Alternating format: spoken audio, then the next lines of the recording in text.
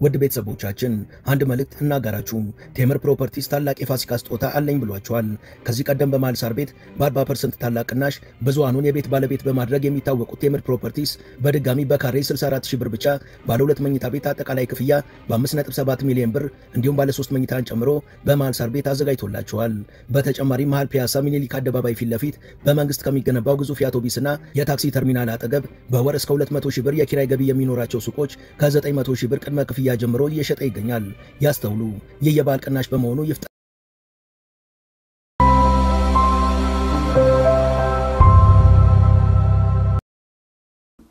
የኔ ጥያቄ አብዛኞቹ ከመሰረተ ልማት አንፃር በተለይም በክፍለ ከተማችን በተደጋጋሚ ያነሳን የነበረው ከመሳለሚያ 18 አስኮ ታክሲ ተርሚናል አስኮ ሚኪሊላንድ መንገዶች ህዝቡ ማንስቷቸው የነበረ ቢሆንም ክብርት ከንቲባ በሰጡት ትኩረት ግንባታዎቹ ምን ደረጃ ላይ እንዳሉ በህዝብ የተነሳ ጥያቄ ቢኖርም ሂደን ባረጋገጥነው መሰረት ግንባታዎቹ የተጀመሩና እየተሰሩ ያሉ በመሆናቸው ክብርት ከንቲባን ቴንኪው ማለት እንፈልጋለን።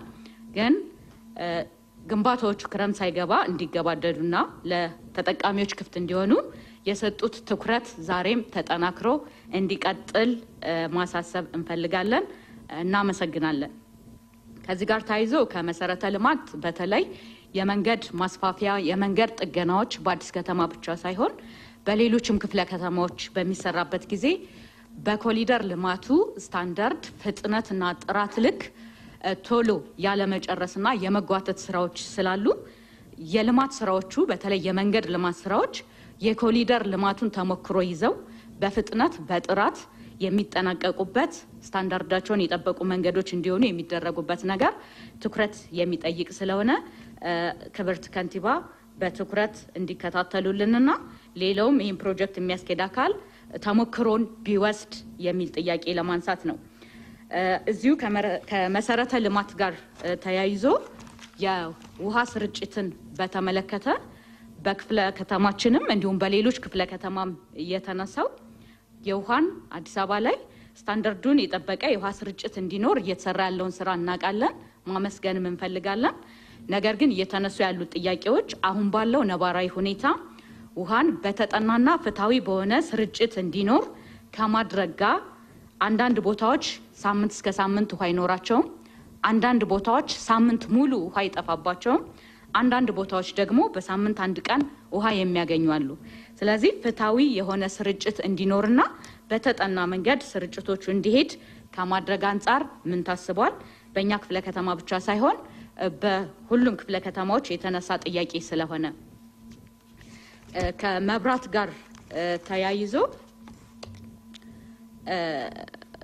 ከዚህ በፊትም እንዳነሳ ነው መብራትን ፖል ከመቀየር ጋርና ሌሎች ስራዎችን እየተሰራ መሆኑን አሁንም ሪፎርም ላይ ያለ ተቋም መሆኑን ማድነቅ እንፈልጋለን። ነገር ግን በህዝብ የተነሱ ጥያቄዎች አንደኛ ኢነርሲቲ አካባቢ ያሉ ፖሎች ያረጁና ሊወድቁ ያሉ ፖሎች ከመሆናቸው ጋር ተያይዞ ለህዝብ ደህንነት ስጋት ስለሆነ ይህን ፖል ከመቀየር ጋር ተያይዞ የመንገድ መብራቶች የማይሰሩ የመንገድ መብራቶችን እየተከታተሉ ከመቀየርና ኢንስታሌሽን ከማድረግ ጋር ተያይዞ በኮንዶሚኒየሞች አካባቢ የሚሰጥ 3 ፌዝ ቆጣሪዎች በቂ የኃይል አቅርቦት እንዲኖራቸው ከማድረግ ጋር ተያይዞ ችግሮች ያሉ መሆኑን እንዲሁም መብራት በሚቆራረጥበት ጊዜ ቀድሞ ለህዝብ የማሳወቅ በጥገና ወይም በስራ ሊቆራረጥ ይችላል።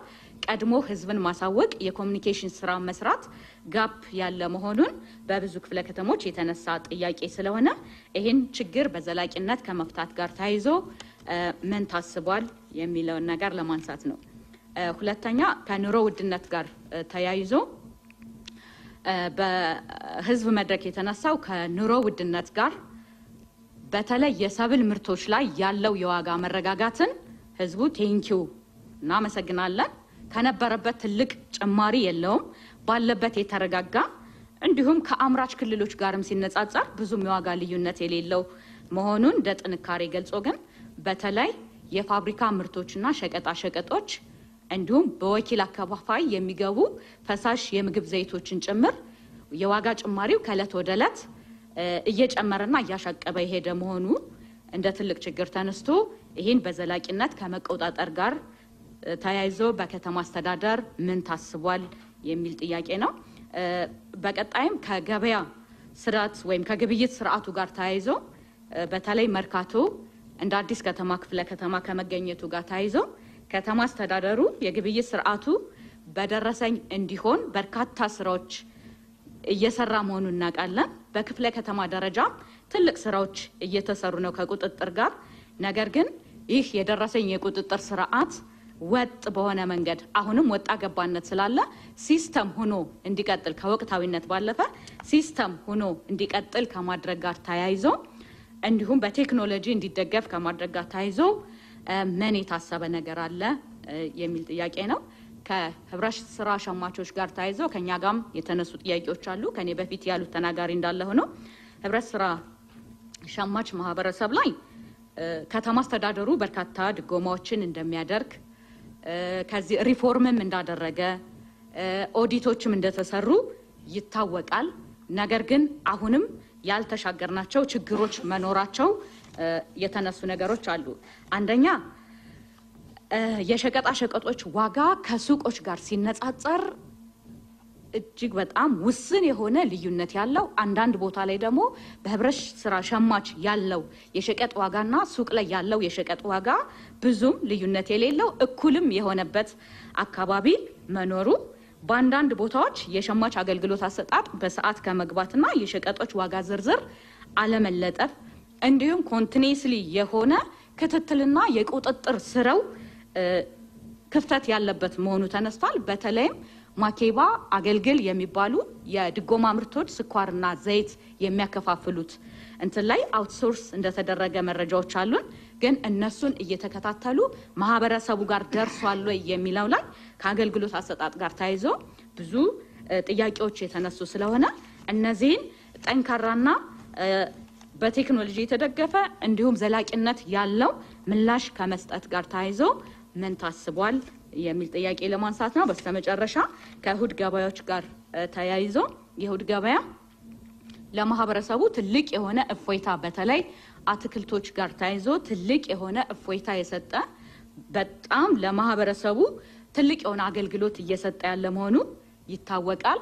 ነገር ግን ከምርት አቅርቦት አይነትና ጥራት ጋር እንዲሁም ከተለጠፈላቸው ዋጋዎች ጋር ከመሸጥ ጋር ተያይዞ አስፋልት ዳር ያሉ ወረዳ ፊት ለፊት ክፍለ ከተማ ፊት ለፊት አካባቢ ያሉ የእሁድ ገበያዎች የተሻለ ምርት የተሻለ አቅርቦት እንዲሁም አገልግሎቱ በተለጠፈው ዋጋ መሰረት እየተሰጠ ያለ ቢሆንም ግን ወደ ውስጥ ገባ ብለን ስናይ ደግሞ ከግብአት አቅርቦት አይነት ጥራትና ከተለጠፈው ዋጋ የ10-15 ብር ልዩነት ጭምር የሚሸጡ መሆኑ የተነሳ ስለሆነ ሁሌም ወጥ የሆነ ወይም ወቅታዊ ሳይሆን ሁሌም የክትትልና ቁጥጥር ስራው የተጠናከረ እንዲሆን ከተማ አስተዳደሩ ምን አስቧል ለማለት ነው።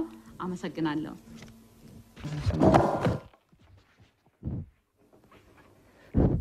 የተከበሩ አፈ ጉባኤ ለሰጡኝ እድል አመሰግናለሁ።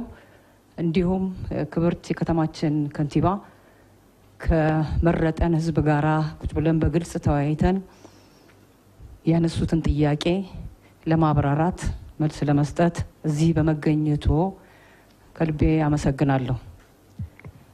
በቅድሚያ በጣም ኢንትረስቲንግ የሆነብኝ በዚህ የመራጭ ተመራጭ ውይይት ላይ እጅግ በጣም ከፍተኛ የባህል ለውጥ እንዳለ በነዋሪው ያየነው ጉዳይ መሆኑን ለመግለጽ ነው። ይህም ምንድነው? ከመራጮች ካላንዳች ማመንታት የተሰሩ ስራዎች ሁሉ እጅግ በጣም ከፍተኛ አድናቆት የተሰጣቸው መሆኑንና ይሄንንም ደግሞ ህብረተሰቡ በግልጽ መግለጹን ይሄም እንግዲህ በተለይ የተሰሩ ስራዎችን የማድነቅ ባህል ያልነበረ አሁን ግን ስር እየሰደደ የመጣ መሆኑ ያየነው እንደ ተመራጭ ይሄንን ለመግለጽ ነው። ሌላው የማነሳው ጉዳይ ክብርት ከንቲባና አመራሩ እኔ ሁላችንም ብንሆን እዚህ ያለ ነው እንደ ከተማ ተመራጭነታችን በተሰሩ ስራዎች ሁሉ ፕራውድ መሆን ክብር ሊሰማን ይገባል። እኔም ያለሁበት በኔ ጊዜ ተመራጭ ሆኜ ያለሁበት ነው የምንለውን ሁሉ እንድናስብና እጅግ በጣም ደስተኛ እንድንሆን ያደረገን በመሆኑ ምክንያት እርሶንና አመራሮትን በጣም ላመሰግን እፈልጋለሁ። ይህም ሆኖ በእኛ ክፍለ ከተማ የተነሳው ጉዳይ እኔን የሚገርመኝ የከተማ አስተዳደሩ እጅግ በጣም በከፍተኛ ደረጃ እንደ ንብ የሚንቀሳቀሱ ሰራተኞች ይዞ ይሄ ሁሉ ውጤት እያመጣ በውስጥ ቢሮዎች አካባቢ ያለው የአገልግሎት አሰጣጥ ግን አሁንም ለምን ችግር ሆነ? ቅድም እንደጠቀስኩት እንደ ምክር ቤት አባልነቴ በከተማው የሚደረጉ እንቅስቃሴዎች ሁሉ ለኔ ኩራቴ ነው እንደምለው ሁሉ ሰራተኛውም አገልግሎቱን በሚሰጥበት ጊዜ የከተማውን ነዋሪ ካላንዳች ችግር ማስደሰት ይገባዋል። የኔ ነው ይሄ ሁሉ ውጤት ብሎ እንዲሁም ደግሞ ከተማው እንቅስቃሴ ላይ ያሉ ሰራተኞች ካላንዳች እንቅልፍ እናንተን እጅግ በጣም የተለየ የሥራ ተግባራቸው እጅግ በጣም የተለየ ሆኖ ያየ ነው። በእነዚህ አካባቢዎች አገልግሎቱ ችግር አሁንም እንዳለ መሆኑን ነዋሪው ይገልጻል። ከዚህ በተጨማሪም በጣም ኮንሰርን ያለው ህብረተሰቡ እዛ ላይ የውስጥ አሰራር ቁጥጥሩ ህግና ደንብን አለመከበሩ የመሳሰለው በአንደኛው አካባቢ ይሄ ችግር አለ፣ አገልግሎቱን ልናገኝ አልቻልንም የሚል ቅሬታ ሊነሳ አይገባም የሚል እምነት አለኝ። ይሄንን ከአቅምም አኳያ ከአሰራር ማሻሻል አኳያ ብዙ ስራዎች የተሰሩ መሆኑን እገነዘባለሁ። ነገር ግን አገልግሎቱን ሰጪዎች በአስተሳሰብ ደረጃ ያልተቀየሩ ሁኔታዎች እንዳሉ እንዴት ይሄን ያህል ስራ እየተሰራ የኔ ነው ብሎ የሚል ስሜት ሊያድርባቸው እንዳልቻለ ይሄ መመርመር ያለበት ይመስለኛልና በዚህ ጉዳይ ላይ እስካሁን የተሰራው ስራ እንዳለ ሆኖ አስተያየቱን ቢሰጡኝ የሚል ነው። ሌላ በመጨረሻ ማነሳው ጉዳይ አሁን ሰሞኑን ያየነው በፌደራል መንግስት መሶብ በሚል የአጠቃላይ የአገልግሎት አሰጣጦች በአንድ ቦታ ላይ የሚልም ስላለ ይሄ ትልቁ መፍትሄ በመሆኑ ምክንያት ከዚህ ጋራ በተገናኘ ከከተማ አስተዳደሩ ጋራ እንዴት ምን አይነት ግንኙነት አለ? ይሄ በጣም አስፈላጊና ቅድም ያልኳቸውን ችግሮች ሊፈታ የሚችል በመሆኑ ምክንያት ከዚህ ጋር በተገናኘ ያለውንም እንትን ሊያብራሩልን ብዬ ጥያቄን አቀርባለሁ። ለተሰጠኝ እድል በድጋሚ አመሰግናለሁ።